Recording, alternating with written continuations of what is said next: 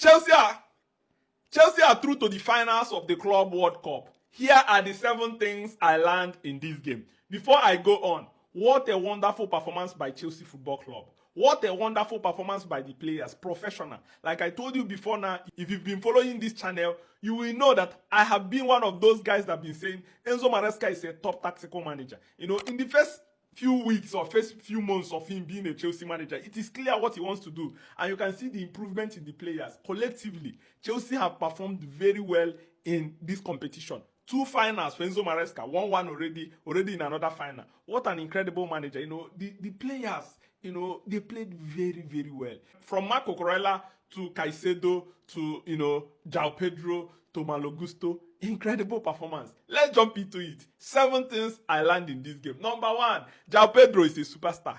A superstar. You know, there's been a lot of talks about João Pedro when Chelsea signed him. A lot of people were saying that João Pedro is an average player. I followed this guy. I've seen his strength. I've seen the way he plays, the way he's strong, what he brings to the team. I knew that this guy would be a banger. What is very, very surprising that a lot of people are not even talking about is that this guy is on holidays. Remember? So his season is finished. He's already on the beach with his friends having fun, and Chelsea signed him and recalled him back to come and play at the Club World Cup, where he didn't even start with Chelsea, he didn't even train with them, you know, heading into the competition. And after just few days, I think 1 or 2 days, he was asked to play in the first game when, you know, the lap was substituted. You saw the way this guy played. I was like, is this actually a player that is on vacation? Is this actually a player that is rested?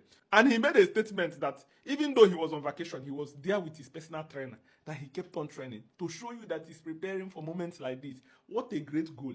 Let's talk about the goals he scored.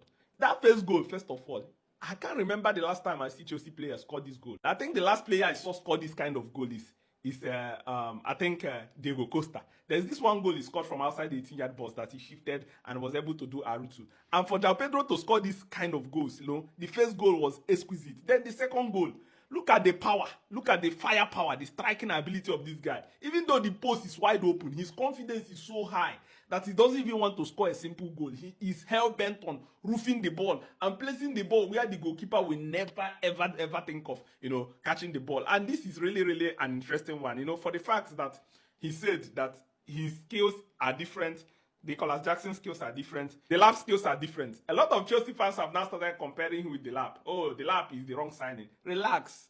Football is mysterious. Some games, the lap will come to the rescue. Some games, you know, João Pedro will come to the rescue. Some games, Nicolas Jackson. You know, the good thing is that Chelsea have variety now. Now, Chelsea are not going to be stuck with one player. You know, there's some games you will need the likes of the lap, the battle and the fight. And for the fact that the lap have also scored in this Club World Cup, and then João Pedro scoring, I don't see any reason why people start comparing. Some people are not saying the lap have made the worst choice. The lap will be an important striker for Chelsea, and all of them are the variety. Enzo Maresca will be using all of them very, very well. That brings me to number 2. Enzo Maresca is a top tactical manager. You know, under Enzo Maresca, Chelsea hardly miss any player. Let's be honest. When last did you hear, oh, Chelsea lost this game because this player did not play? Remember from last season when Nicolas Jackson was red carded against Newcastle, everybody was saying that Chelsea will no longer make the top 4. Chelsea will no longer make it. In fact, Chelsea won all the games from that moment till, you know, the end of the season. And that is great. In this game, there is no Lavia. In this game, there is no Levi Colwill. In this game, there is no Delap. Did you miss them? Did you even notice that these guys are not playing? This is down to the manager's tactical ability, his understanding of the game, the way he's building the squad on the squad, not building the squad around one player that if the player did not play, the team will now be suffocated. Enzo Maresca is a very good manager. And then, you know, in the first season, you know, normally it's normal in the first season. Like at the beginning, there were a lot of mistakes. You can see his confidence. He's now having his presence on the team. The players are now answerable to him. He's now controlling things. He's now running things in the dressing room. And this is massive. And for the fact that he's chopping and changing, bringing another player, the player performs, you take that one out to bring another one, the one performs. This is to show you the level the manager is. A manager that says he's not at level of Chelsea. He's from the championship. He's this, he's that. 2 finals already for Chelsea in the first season. 1 cup won, and potentially going to another final to win another cup. Is that not crazy? You know, I don't know when Chelsea fans will start giving him his flowers. They are still moving the agenda. He's average. Can't you see the way Chelsea are playing? Look at the way they pass the ball. Even right now, at the beginning, for Chelsea to pass out the ball from the back, it was difficult. Right now, look at how easy, effortless it is. And people will now come out and tell you, they will tell you Chelsea have not made any strong team. Laugh at them, because if we are being honest, Fluminense defeated Inter Milan, eliminated, Al Hilal, defeated Sundowns. I think Sundowns and the Osla. Do you know till now that Fluminense have not lost any game? They played one draw and won the other games. I did 2 draw and the other games. They've not lost any game. So their first loss at this Club World Cup is against Chelsea. If they are that small team, why didn't Inter Milan and Al Hilal? I remember Al Hilal removed Manchester City. Fluminense removed the team that removed Manchester City. So if they are that average, why didn't all these other clubs remove them? So don't get it wrong. Chelsea played a very good game against the Brazilian side. Only Flamengo defeated Chelsea. All these Brazilian teams or South American teams are tough. You can see the way they are defending. Physicality is tough, but Chelsea were able to fight, battle. Like I told you before, mentality-wise, I see this team already going places. Like the foundation is now being laid. Now they are building. The team is building. The team will escalate and it's going to be scary. In the next 2 or 3 seasons, Chelsea will be dominating the Premier League, and that is clear. That is clear with the way the manager is playing. So I am giving Enzo Maresca the boss too, and I'm praising him. No matter what happens in the final, win it or lose it, Enzo Maresca is a top manager. He's already taking Chelsea to places. Imagine when he will stay for 2 or 3 more, 4 seasons. Imagine what will happen. Number 3, Chalobah impressed me again in this game. Chalobah has been a revelation since he returned to Chelsea from Crystal Palace. It looks as if he went to Crystal Palace. Something improved about him, mentality-wise. The guy is top. And then he's now technically very good. He hardly loses the ball. All the small mistakes we saw from Chalobah, before going on loan, like mistiming the ball, mistiming tackles, then flying into tackles that makes the opponent to go and score. He's not calm on the ball. He's more relaxed. He's more, agile. He will cover the last space. In this game, Enzo Maresca asked Chalobah to play, cover that space because Malo Gusto was tasked to go forward and play like a winger, while Nkunku was slotted into the pocket of space. But Chalobah was able to do that job constantly. You can't take Chalobah one-on-one. He's now very good. His confidence is off the roof. And long may this thing continue. If he continues this way, he will gonna start Chelsea. I don't see Chalobah being sold. The Sassi and all these other ones will leave. Chalobah and Tosin and Cole. I think these 3 defenders have etched their name into the squad, and then into the squad. Then Bade Shield is also doing very well. So the team is moving very well. I was impressed with Chalobah. That is why I gave him the boss 3. Boss number 4, Marco Corella is one of the best players at Chelsea. That defensive performance on 26th minute is what preserved Chelsea, at least for Chelsea to score the 2nd goal.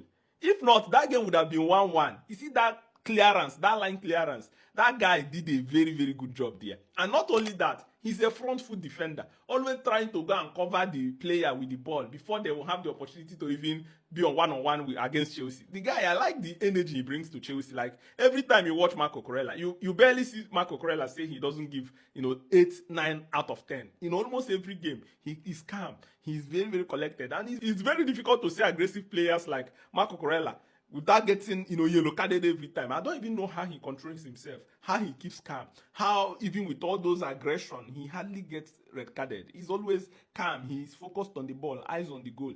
Played very well this game. Against Palmeiras, he was also top. Against this game again, he's top. And in the final, he will be needed again against probably whether it's a duel or whether it is against, against Real Madrid players. This guy is very good. And Chelsea will likely need to sign somebody that will be helping Marco Corella, because I don't see Cucurella playing all the games unless Chelsea want him to break down. Because right now, there's no other player that can do the left back job of Marco Cucurella. Chelsea brought in, Viega to do the job, but Viega is now looking as if he's out of the project because he doesn't feel like he wants to fight for his place. And this is why I'm giving Marco Cucurella the box 4. Number 5, Caicedo is a tank in the midfield.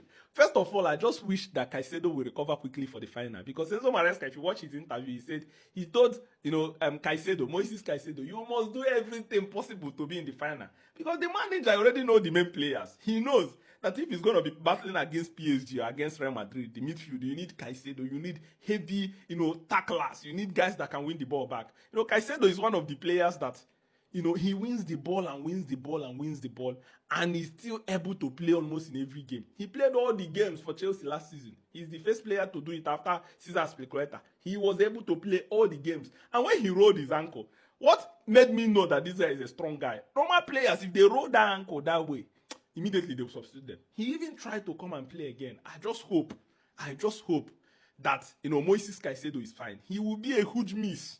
If Caicedo did not play in the final with Lavia missing, it's going to be a very difficult task for Santos to do that job against top side like Real Madrid or top side like, PSG. But hopefully, from now, till Sunday, Chelsea can find a solution. I look at Caicedo as an important player that his body heals fast and he recovers fast. Hopefully, he can be able to recover and be ready to play in that final. But ordinarily in this game, I'm so impressed with him.